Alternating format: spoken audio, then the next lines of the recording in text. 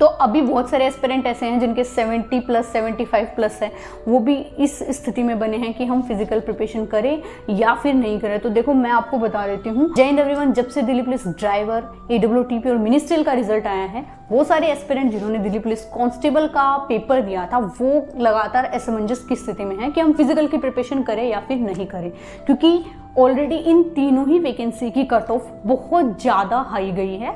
तो जिन बच्चों के नंबर 60, 65, 70, 75 थे वो भी अभी डाउटफुल है। एटलीस्ट 75, 80 वाला बच्चा अभी डर वाली स्थिति में है कि मुझे फिजिकल की प्रिपरेशन करनी चाहिए या नहीं करनी चाहिए, क्योंकि ऑलरेडी आपको पता है ड्राइवर की भर्ती देख लो, चाहे आप मिनिस्ट्रियल देख लो, चाहे आप AWTPO देख लो, इन्होंने इस बार जो रिजल्ट दिया है उसमें EWS, UR और OBC में तो बिल्कुल भी डिफरेंस नहीं छोड़ा है। इन तीनों ही कैटेगरी में लगभग इन तीनों कैटेगरी की कट ऑफ इक्वल है, 83, 83, 83, 83.60, 40, 20, इस प्रकार से पॉइंट का अंतर है।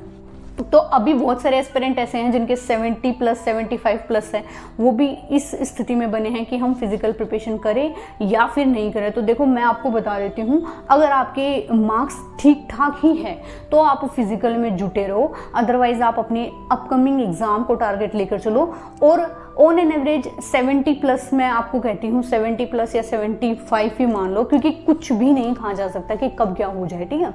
तो अगर आपके ऑन एन एवरेज अच्छे नंबर है, अच्छे स्कोर है, कट ऑफ के आसपास, अभी बाकी 3 वैकेंसी का अगर आपने सिनेरियो देखा होगा, तो अगर उसके आसपास आपके नंबर है तो आप फिजिकल में अपनी जी जान लगा दो।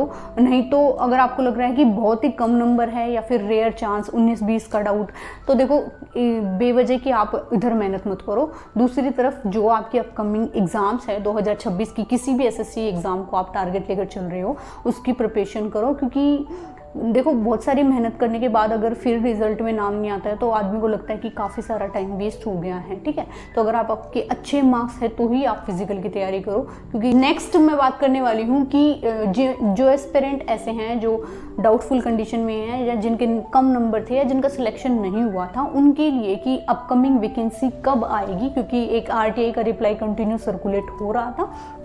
तो ये जो RTI का रिप्लाई सर्कुलेट हो रहा था जिसमें मिनिस्ट्रियल और कांस्टेबल की भर्ती दिखाई गई थी, इसमें इसी भर्ती को काउंट किया गया है। मैं आपको बता देती हूँ, ऐसा कुछ भी नहीं है कि 2026 में फिर से कोई वैकेंसी आएगी। अब जो अपकमिंग वैकेंसी है वो 2027 के सितंबर अक्टूबर तक आपको देखने को मिल सकती हैं। तो केवल एक ही एग्ज़ाम को टारगेट मत लेकर चलो, आप जो सिमिलर सिलेबस होता है एग्ज़ाम का उनकी तैयारी करो, ताकि एक एग्ज़ाम की तैयारी के साथ साथ एक से ज़्यादा आप पेपर दे पाओ और उनमें कहीं ना कहीं आपका सिलेक्शन हो।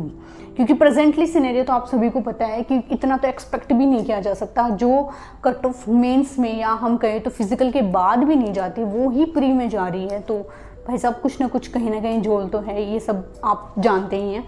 तो बढ़िया नंबर है तो ही आप अपने फिजिकल की तरफ ध्यान दो, और डाउटफुल हो तो फिर इसको स्किप करके आप नेक्स्ट वैकेंसी की तरफ अपनी तैयारी जारी रखो।